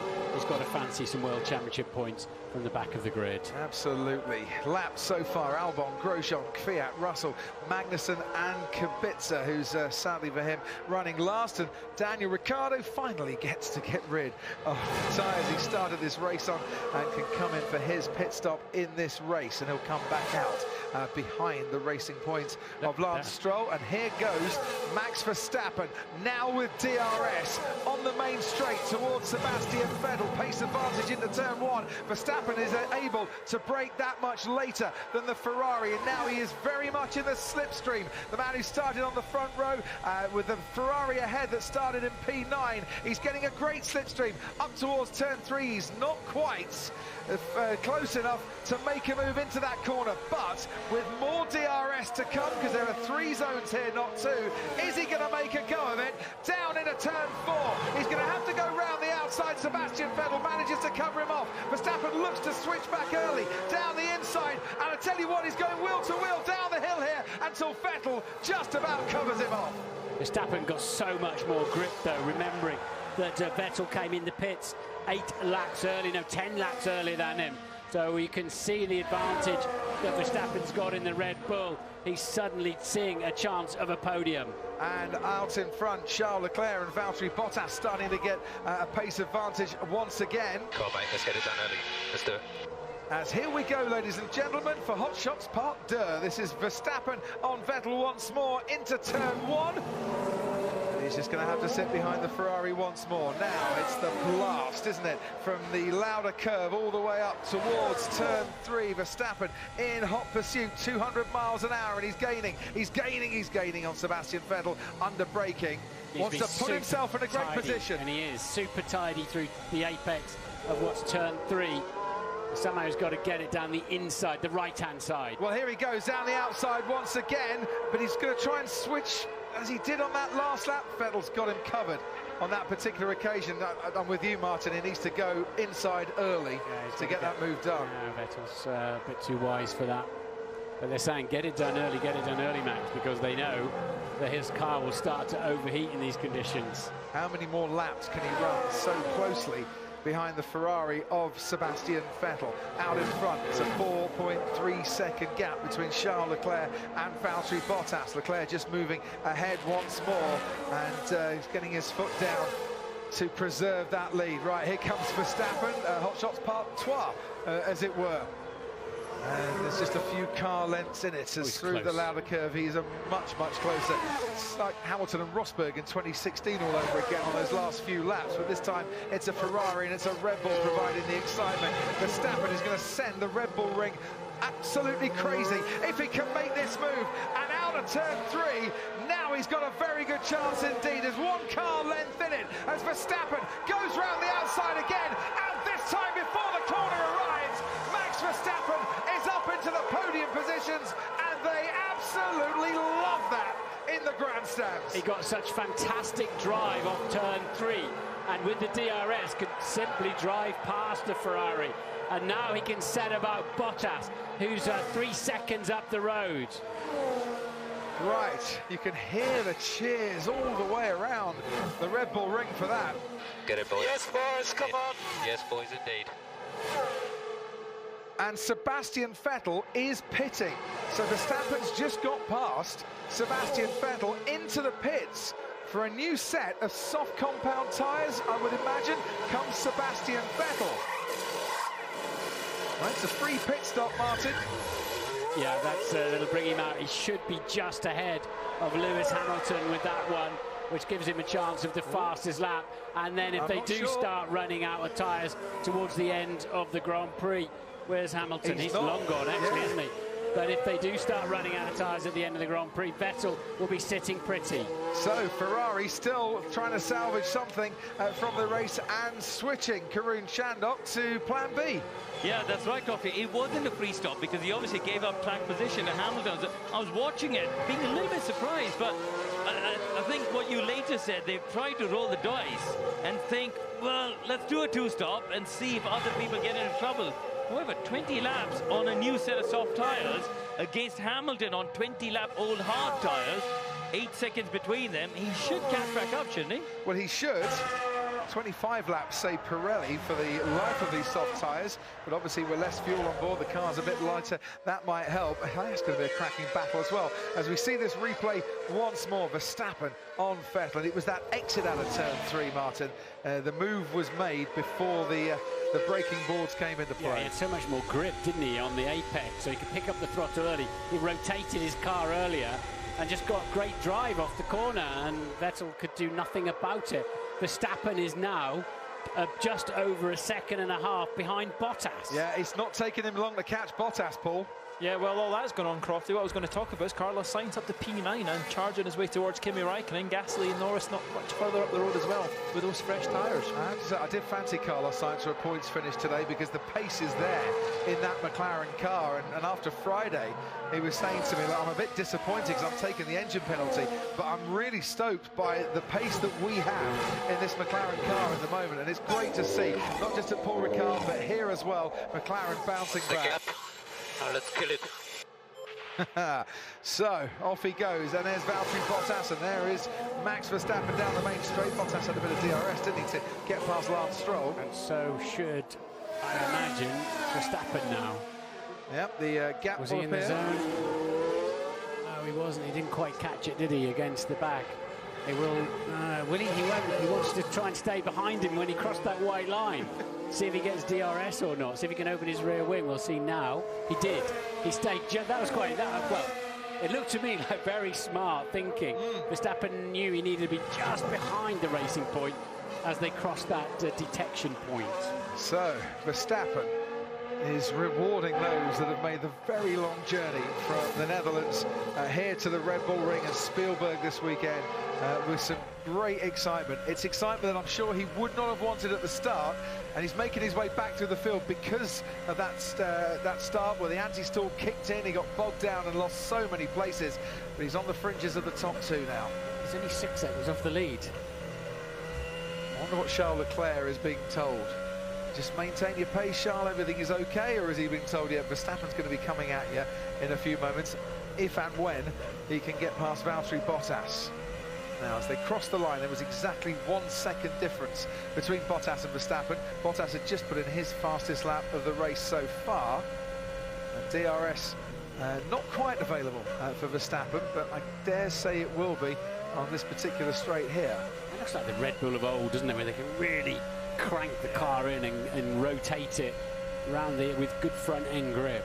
Sebastian Vettel has just set a 1:07.7, new fastest lap of the race. Race lap record, by the way, from Kimi Raikkonen last year, a 1:06.9. I dare say that might go the way Sebastian Vettel's charging on the soft tyres. But Vettel had to pass certainly Grosjean on that lap, maybe even Kubica, so there should be a bit more time than that in it. And there you can see from the helicopter camera, Bottas and Verstappen going through turns 9 and 10. Hold your breath as a driver there and trust that your car is going to give you the downforce you need and the grip that you need to make it through. And Verstappen just moving into a bit of cooler air if he can, only for a fraction of a second. So Verstappen's tyres put on lap 31, Bottas on lap 21. And it's that tyre advantage that's helping Max Verstappen here as the leader Charles Leclerc goes through turn 3, and Valtteri Bottas now right on the tail. Valtteri Bottas just ahead of Max Verstappen, who is right on his tail. Oh, I'm losing power, guys. Meanwhile, in the cockpit, all is not well for Max Verstappen, losing power. And I really hope that this is not a terminal problem for Verstappen, who doesn't deserve to have his efforts undone by a technical issue. Paul di Resta, have you been listening to the team radio? I have been listening and giving him some sensors to clear, going through in the background, so hopefully that'll clear it and let him get on. Fail 3, fail 0-3, fail when you can. What? Fail 3, fail 0-3, fail. Well, he's pressed that, Martin, and it seems to have done the trick, at least from our vantage point. Yeah, it's helping Leclerc out at the front. These two squabbling now. Leclerc's making his way through that traffic I told you about. Here he comes down towards turn 3. Is Verstappen going to go down the inside? Yes, he is, under braking. Max Verstappen manages to clear Valtteri Bottas. He started second in Verstappen. He was down towards position 9 by the end of the first lap, and he is back up to second once again on lap 56. Verstappen, there's no stopping him today. 15 laps to go. Can he catch the leader? He's going to be about 6 seconds behind, I'd imagine. Leclerc has cleared a lot of traffic, though. Verstappen's got to do that, but Leclerc's woken them up. Yes. All right, this is game on. Well, they believe at Red Bull that this is possible. And Christian Horner, isn't it great to hear the joy in a Formula One driver's voice when he can pull off moves like that and have an enjoyable afternoon such as this? Absolutely, he's driving an absolute stonking race in his heat, I tell you, and it's not over yet. So, a few laps left to go. Let's see what we can do in the remaining parts of this race. So the power issue very clearly there. It looks like it's fixed, Christian. Yeah, it was an exhaust sensor, so there's so many position switches, changes that these drivers do around the lap. It's amazing they have time to turn the steering wheel, but yeah, so that looks like it's under control at the moment. So let's get a head down and try and get into Leclerc now. Meanwhile, in position 7, Pierre Gasly has Lando Norris in his sights once again. It's possible that he could still take 6th yet. Yeah, you know, we're still fighting for that point as well. So Sainz is going pretty quickly behind him, but you know, hopefully Pierre will have better tyre life at the end of the race and can mount an attack on Norris. But it's not going to be long before Leclerc's coming up to him as well. That's very true. Thanks ever so much, Christian. I won't ask whether Pierre can just hold Charles Leclerc up a bit and help his teammate out. Interesting comment from Christian there. Not long before Leclerc comes up to him too. Yes. So Leclerc then a personal best on that lap. He's got the message. Yeah, he has responded. Angry, feisty young Dutchman coming after him. They've got history, of course, those from back in the karting days, even Leclerc and Verstappen, because they were born 16 days apart. When you say back in the karting days, it makes it sound like a long time ago. It was 7 years ago, Martin. You and I first started working together all those years ago. But yes, there was a race. You might see some video footage on the World Wide Web of Charles Leclerc saying, "Yeah, he pushed me off," and Max Verstappen, "No, it was a racing incident." Well, I'm sure they will absolutely relish a battle like that if it comes to fruition by the end of this race. Valtteri Bottas settling into third place then and seemingly untroubled at the moment, unlike his teammate Lewis Hamilton, who will know, I'm sure, that Sebastian Vettel's chasing after him at a rate of about half a second a lap faster per lap. Yeah, but Leclerc's now doing 7.9s, the same as on the fresh tyres, so very good sort of pace, but it's a 7.7 from Verstappen. He's going to run out of time, isn't he? Leclerc looks like he might have him covered. Engine 11, engine 1-1, position 5, when you can. It's full performance to the end. If you're talking heavy metal and you turn it up to 11, that's about the most acceptable volume that's going, and that's what Max Verstappen has been given. Meanwhile, Mercedes saying, sorry Martin, both of their cars suffering the same issue at the moment with overheating. So he's got 2 Alfa Romeos to get past now, and then the next man up the road will be the leader for Max Verstappen. Well, there's one of the Alfa Romeos, Giovinazzi. Kimi Raikkonen to come. We say lapping the back markers, but both Alfa Romeos running in the top 10 at the moment. I really hope that Giovinazzi can hold on to a points finish here. Hasn't got a point in Formula 1 yet. One of 3 drivers this season who haven't. Would be lovely to see him break his duck this afternoon after once again getting into Q3. In successive races, he's managed to do that. Out in front, the gap between Leclerc and Verstappen is down to 4.7 seconds, and we have 11 laps to go, and you're going to be trotting off to go and interview the drivers in a few moments. Isn't it great, Martin, that as you leave the commentary box, you're not going to know what order they're going to finish in? Absolutely, but I am expecting 3 happy drivers on the podium for once. Well, let's hope so, as Kimi Raikkonen is lapped by Max Verstappen. We can go down to Karun Chandok. Just look at the times, Crofty. Pierre Gasly could well get lapped by Max Verstappen after being ahead of him on the first lap. That's amazing, isn't it? He's now, what, 57 seconds behind Max in 59 laps. It's an extraordinary difference between the 2 Red Bull drivers today. Carlos Sainz has driven a brilliant race. Paul talked about it before. He's got 16 laps fresher tyres than Gasly and is gently chipping away 4 seconds behind. So McLaren, 6th and 8th at the moment. There's an off chance they could end up with 6th and 7th. 11 laps to go so far on this lap. Verstappen is 5/10, half a second quicker than Leclerc, although Leclerc's done the fastest lap, the fastest sector of anybody in the final sector, but still the gap down to 4.2 seconds now. He's going for it. What I really love here, Max Verstappen on the hard compound tyre that has been on since his pit stop is still lapping significantly faster than Sebastian Vettel, who pitted far more recently to go onto the soft compound tyre in a bit to chase after Lewis Hamilton and maybe get a fastest lap himself.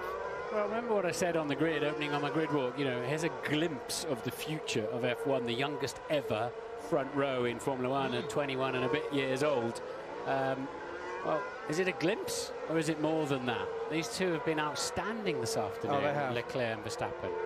In very differing ways as well. And do you know what? If it was a joint vote for driver of the day between Verstappen and Leclerc, I think they both deserve to take that. But I get the feeling that whoever wins the race might just take it, or if the vote goes to anybody in Holland, Verstappen will walk away with it. We haven't seen a whole lot of young Charlie Leclerc, have we? Out front. because he's been there. Look at that. Look, Verstappen's now got sight of him. 3.8 seconds. The chase is on and has been for a while, and now he's got sight of him. You know what it's like as a driver, Martin. It just gives you that extra impetus, doesn't it? You're being told by the team, yeah, the times are chipping away, but when you can see that rear wing, yeah, it does inspire you, and you can start measuring yourself off against your rival, like somebody chasing you down a tunnel, though. If you're the one in front, you can't help but peer in your mirrors and see if they're catching you. This is blistering pace, Max. Keep it up, mate. Yeah. That's what we want to hear. Blistering pace, not blistering tyres. That sorts out all the issues for Formula One. That's what we need. Meanwhile, blistering pace for Sebastian Vettel behind Lewis Hamilton. That gap now down to, what, 2.5 seconds as Leclerc laps Carlos Sainz. Leclerc's lost half a second to Verstappen in the middle part of this lap, presumably in traffic. The gap's going to be in the low 3s now. It is 3 seconds exactly, and we're on lap 63 of 71 here at Red Bull Ring. That could not be more different to Paul Ricard 7 days ago. Now Verstappen, I think, gets past Carlos Sainz just that little bit easier along the straight there. He's certainly not being held up through the middle sector, and that's going to help the chase once again for the Red Bull. It has just come alive in the second and third part of this race. Another car gets lapped. Oh, big lock-up for Kevin Magnussen going into turn 4. That Verstappen now drives into the smoke. Yeah, Magnussen was heading for Leclerc there with his front tyres locked up. But can Charles Leclerc win his first Grand Prix? Well, or will Max Verstappen deny him that? I don't want to say he's going to or not, but wouldn't it be brilliant to see? Because he deserved it in Bahrain, and it was heartbreaking when that win was taken away from him through no fault of his own whatsoever. Here today, and I'll keep my fingers crossed while I say this, he's not had mechanical issues, and he's showing the world exactly what he can do. But right behind him, the last man to beat Mercedes in a Grand Prix, the old dominating Mercedes-Benz, and that was in Mexico in 2018. So if Leclerc's going to do this, he's going to fend off a mighty adversary, and the gap now 2.6 seconds.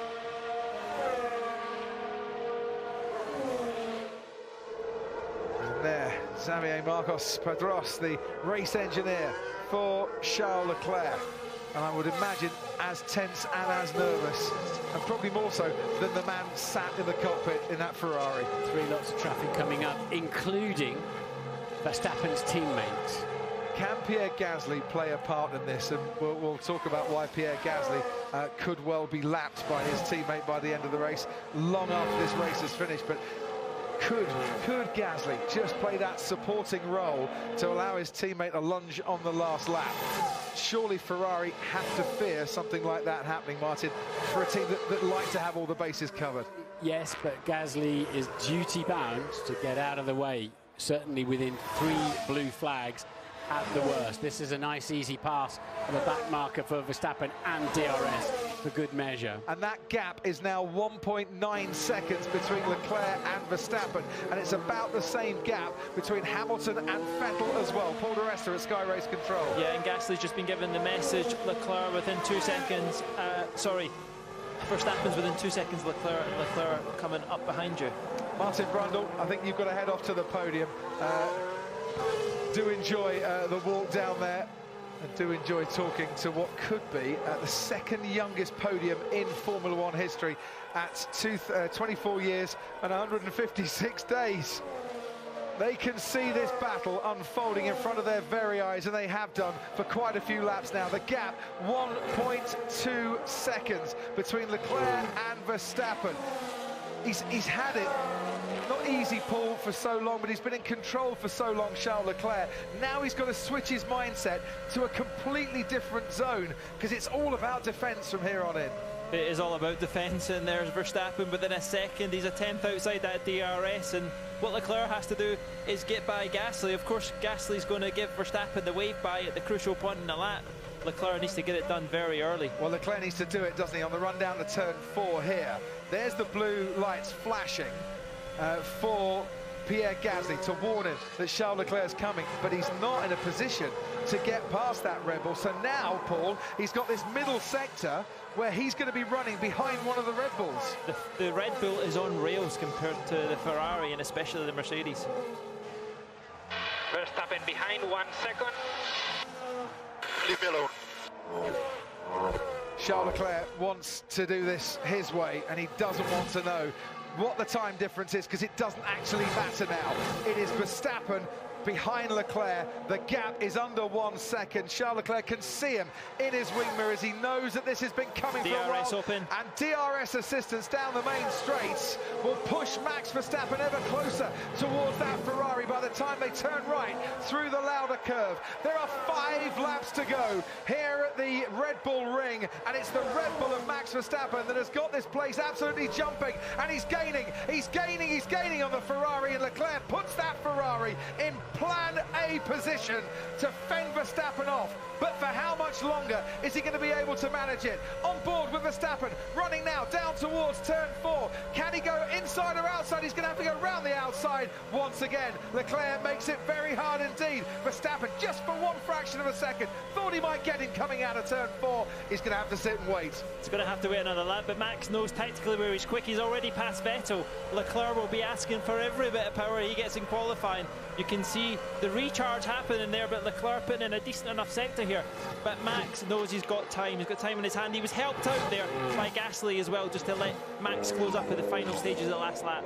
And it's not just at Milton Keynes at Red Bull. It's not just in the streets and the bars of Holland that are cheering Max Verstappen on. They'll be cheering him as well in Japan. Don't forget, Honda have won just 1 Grand Prix in the last 27 years. It was Jenson Button, the Hungarian Grand Prix in 2006. They're on the verge here of getting the lead in the Austrian Grand Prix as Verstappen goes down the inside once again. It's wheel to wheel with Charles Leclerc, and Verstappen comes out still alongside that Ferrari. He's got down DRS. towards turn 4. Verstappen's got DRS once again. He's so close. He's wheel to wheel once again, but it is a very tricky part of the track to overtake if you're not ahead going into the braking zone. And fair play. Bravo, Charles Leclerc. That was great defending. Who said it was boring last week, Crofty? This is epic, isn't it? It's exactly what you want. You want to see it. This place is going to erupt if Verstappen wins. Every single person that tweeted me last week to say they're never going to watch a Formula 1 race again, send us a tweet to Ask Crofty today and tell me why you were watching and tell me how much you're loving this. It's a great sport, and when it's like this, there is nothing like it on the planet. As here we go once more, Charles Leclerc down the main straight, leads the Austrian Grand Prix. Max Verstappen behind him, separated by a few car lengths. There are 3 laps to go. Leclerc knows what's coming towards turn 3. Is he going to go inside or outside? Which way is Verstappen going to go here? DRS wide open, gaining on the Ferrari, switches early Verstappen, late braking. Leclerc this time might just have to give way as he goes off the track, and when he comes back on, Max Verstappen has just sent Holland into raptures. He leads the Austrian Grand Prix. What a battle this has been, and on that occasion Leclerc powerless to defend his lead. Yeah, exactly. They've made contact there, but I think on the balance of what the drivers want, they want to go racing. Verstappen's made it through. That car has been in a class of its own today. One Ferrari suffering at the hands of the Red Bull there. The other Ferrari might just be about to be on terms with Lewis Hamilton, because Sebastian Vettel's got DRS in his battle for 4th place. This is how Verstappen did it. How clean was that, Paul? They bang wheels. I think he positioned himself perfectly. He was entitled to the corner. He was alongside him with all 4 wheels. Here's Verstappen. He turned in on me. Mate, there was nothing wrong with that, mate. Nothing wrong with it. What the hell is that? Crofty, if there's one thing I can't wait to see here, Simon Lazenby said to Christian Horner he had to wear lederhosen for a whole Grand Prix weekend if Max won again today. I'm not going to say it, but, you know, Lazenby's legs, you don't want to get those out. That's almost a call to go and see the stewards now and give them a penalty. I hope they don't get a penalty for that. I really don't.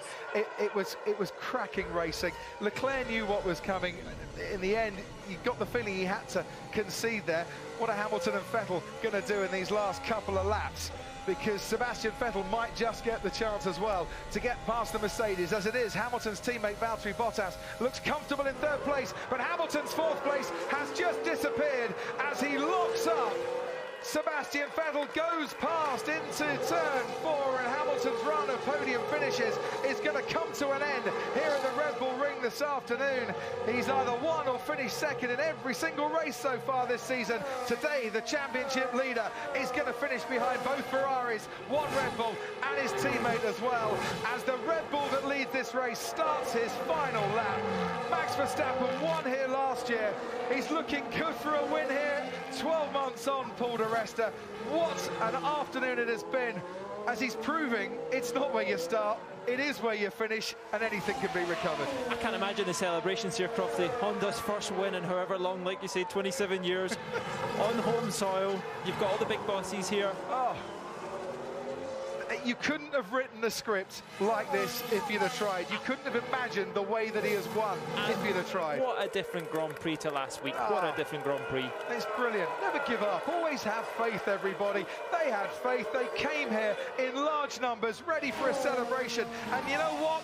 12 months on from the 2018 victory, Max Verstappen is going to give his fans cause for celebration once again. It's 1, 2, 3, 4, 5, 6 victories in Formula One for Max Verstappen, and this, number 6, was very much the best. Verstappen wins the Austrian Grand Prix, but a round of applause amidst all the hugs and celebrations at Red Bull for Charles Leclerc as well, who just couldn't fend off Verstappen in the end and had to concede second place.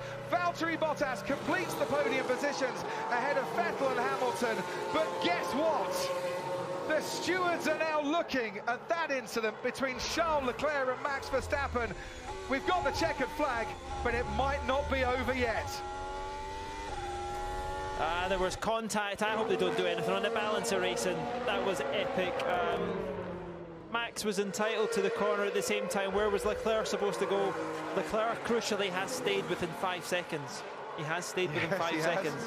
But don't take anything away from Max. Outstanding job. He has to get driver of the day. You saw Sebastian Vettel going wide in the final corner there. I wonder how much that cost him, because Valtteri Bottas was only 0.6 ahead. He was giving it some, wasn't he? Yeah, he was charging after Bottas. Could he have got the podium? We'll never know. Let's have another look here. There was one contact, then a second contact. Was Verstappen entitled to give Leclerc a car's width, so he didn't run wide off the track? Of course you would have wanted a little bit more space if you were in Leclerc's position. Leclerc was trying to keep it on the track. He was pushed outside it.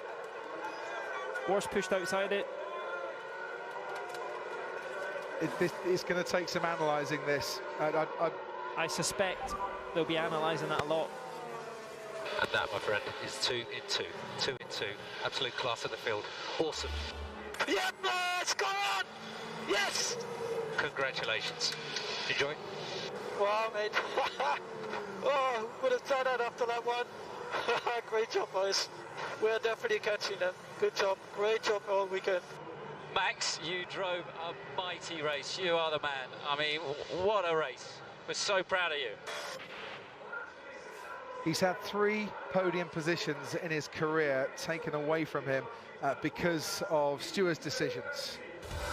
Monaco was the last one, and there were no arguments on that day. I always believe, Paul, let the guys race and don't bring in the penalties. I didn't think Sebastian Vettel should have got a penalty in Canada a few races ago.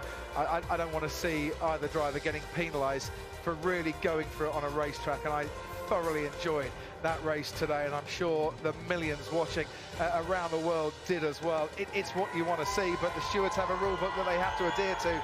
And whilst Max Verstappen is celebrating at the moment, in the back of a lot of people's minds, I'm sure, is the fact that he could, for all these celebrations, for all these happy scenes, have to settle for second place. Just looking there at Crofty at that overhead shot, there's a man that'll be looking down on this race and saying what a race that was. Regardless of the team he worked for, didn't win, he'll be smiling, and that's Nicky. He would certainly have approved of what was on show this afternoon. we haven't mentioned Lando Norris finishing in 6th place. Congratulations, Lando Norris there, a super drive and equaling his best finish in Formula One. Pierre Gasly came home 7th place and was lapped. Carlos Sainz from the back of the grid finished 8th. What a good weekend for McLaren. Kimi Raikkonen 9th and Antonio Giovinazzi, well done to you, your first point in Formula One, coming home in 10th place ahead of Perez and Ricciardo. Hülkenberg and Stroll, Albon, Grosjean, Kvyat, Russell, Magnussen and Kubica. Every single driver finished today, and this man finished number 1 on the road. What an astonishing race you drove there. We see 2 cars down there from the great Niki Lauda, Ferrari and a McLaren. A worthy champion, of course, 3 times, and a legend in this country who we recently lost. You and Charles certainly did him proud during that Grand Prix. Congratulations. Yeah, thank you. Wow. After that start, I thought the race was over, but we just kept pushing hard quite quickly. So the pace is actually not too bad, but I had quite a bad flat spot on my first tire. And then after the pit stop, we were flying. Yeah, you could see now on the straight we had good pace as well, so we could make the pass. And I'm, of course, extremely happy for the whole team, but also for Honda. You know, we just started working together this year, but to win here, it's incredible. It got a little bit cozy, a little bit close during the overtake of Charles, which is under investigation. I'm sure you've been told by the team. What's your point of view on that? It's hard racing, otherwise we have to stay home. So you're really comfortable. Your elbows are out, and you took the place. You were up the inside. Well, I mean, if those things are not allowed in racing, then what's the point being in Formula One? Well, let's just celebrate a magnificent drive. Well done. Let's find Charles. Charles Leclerc, I thought your first win was there. So did you, I'm sure. Take us through it from your point of view. Perfect start, perfect race until the closing stages. Yeah, overall the race was good. At the end I had a bit more degradation than I thought, so Max came back. Then on the incident I'll let the steward decide, but for me it was pretty clear in the car. I don't know how it looked like from outside, so yeah, we'll see what the decision is. You don't feel it was a fair pass? Well, I don't know. I was on the outside just like the lap before. Actually the lap before was completely fine. He left the space for a car width on the exit of the corner, but he didn't on the other lap, so we touched and I had to go wide, and then obviously I didn't have any chance to pass back, so it's a shame. Incredible performance still. Congratulations. Valtteri, a couple of 21-year-olds today putting on a stunning performance. Your top Mercedes man home. Difficult race? Yeah, I think we made most out of it. It was a bit more difficult than we expected, especially with the overheating of the engine, so couldn't really race properly, had to manage all the temperatures, so that's why defending was difficult and also attacking, but yeah, got some good points one of these weekends, but it's not bad. Okay, anything you could have done better? Start was reasonable, pace was reasonable, but you just couldn't stay with those 2. Yeah, I think pure race pace, there was not much difference, but once we had to start to manage the temperatures, then we were dropping back, so it's okay. Go and enjoy the podium. And I'm sure Valtteri Bottas will enjoy the podium. I don't know if he's going to feel like an old man or not up there. He's 7 years older than the other 2. There's Dr. Helmut Marko, the man in charge of the Red Bull driver development program, alongside Jos Verstappen and Raymond, and Max Verstappen's manager. The talk for the first 2 days here was, Max Verstappen going to stay with Red Bull? Is he going to go to Mercedes one day? What is the future for that young man? The present has seen him take this win as the photo of Niki Lauda looks at the driver's cool-down room. Is it a win that will stay for Max Verstappen, though? That's the next question that will be asked and will need to be answered this evening. Let's see if we can hear any conversation in the driver's cool-down room. Interesting. I don't think you're going to hear anything there, Crofty. Interestingly, neither of the top 2 talking to each other at all there. I can see where Leclerc saying the lap before he was given the space. The next lap he was kind of pushed over the sausage curb. He didn't get the momentum and he couldn't carry the overtake down. It was hard racing. Anybody would have done the same thing in the same scenario, as we thought in Canada, which didn't stand as well. I wouldn't want to be the driver, steward, and I wouldn't want to be in that steward room. And of course they're going to be given evidence, but where does your comeback come for? It's 4 stewards, and they'll have loads of precedents to look at as well. Let's just hear this conversation.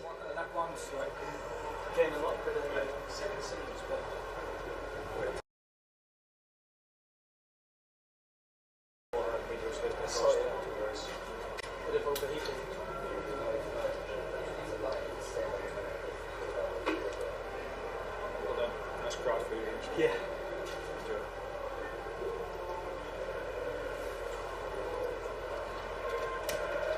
Mercedes were so backed into a corner today with their temperature issues. That car was open. It didn't have the performance. They were being managed all the way through by the team. Bit less team radio, and you would probably struggle as a driver with the workload that was going on. Yes, they were on the limit, Mercedes, with cooling throughout this weekend. I mean, it's still 33 degrees here, so the order of the day is it's orange t-shirts and shorts for everybody. For Honda, what a day. First win since Jenson Button in 2006 at the Hungaroring. Another win that looked pretty unlikely on that day as well, and it didn't look that likely for Max Verstappen after the first lap here. They're waiting to carry on the celebrations. I would say normally kickstart the celebrations, Paul, but they've been celebrating ever since they got here on Thursday night. The Dutch fans, Christian Horner, all smiles, all grins at the moment, but there are 4 stewards looking at evidence, looking at previous incidents, and there have been a few of them, of course, at turn 3. Hamilton and Rosberg in 2016, the 2 Silver Arrows that came together in a brainless clash, wasn't it, that Toto Wolff talked about on that particular day. They'll look at that, they'll hear from the drivers, they'll hear from the teams as well, and we'll bring you the result as soon as it comes, and we hope it comes soon. Charles Leclerc hopes that that first win of his is going to come soon. It might still come today. On the road, he had to settle for second place. He doesn't look in the mood to celebrate his best results in Formula One. He very much looks in the mood to celebrate a 6th win in Formula One. For Honda, he says, and for Red Bull as well. Max Verstappen on top of the podium.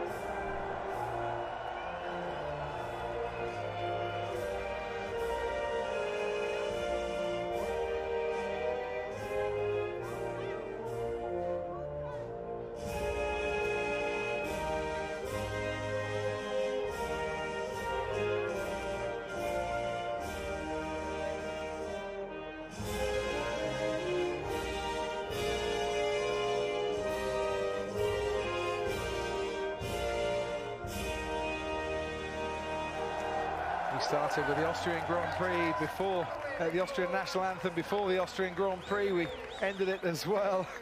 Paul and I were just wondering, why is no one up there to receive the Constructors' Trophy? But I think in deference to the work that has been done by Honda in the last couple of years since their partnership with Red Bull was announced, only right and proper that this victory is celebrated by both driver and engine manufacturer as well. This is a very special occasion for Honda and for Max Verstappen.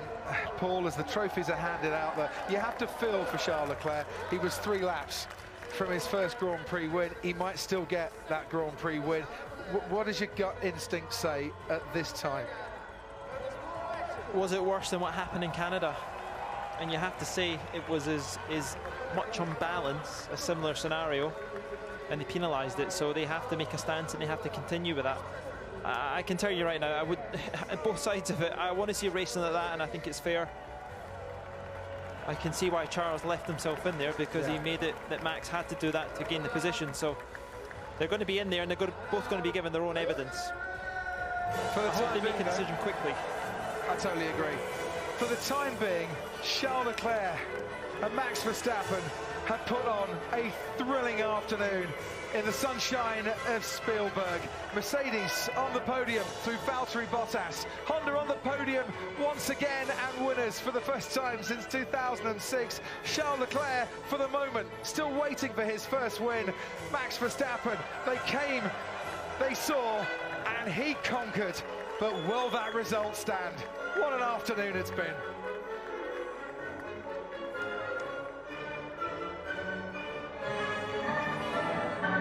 Well, what an incredible race. After Paul Ricard, that is the shot in the arm that Formula One needed, and it was courtesy of the quite brilliant Max Verstappen. Obviously, it's going to the stewards. Will the result stand? But you just have to doff your cap to one of the great drives. He dropped 5 places off the line after a terrible start, was down in 7th. At worst, he was 14 seconds behind the leader, Charles Leclerc. He built his way back, though, with 10 laps fresher tyres. It really was an incredible, incredible victory. For the sake of racing, we'll go over that incident and assess its legality in a few moments' time. They'll off to see the stewards. Next up for us, the British Grand Prix in a fortnight's time, and I'm sure after this there'll be plenty of orange on display there alongside the Union Jacks. Unbelievable stuff, it really was.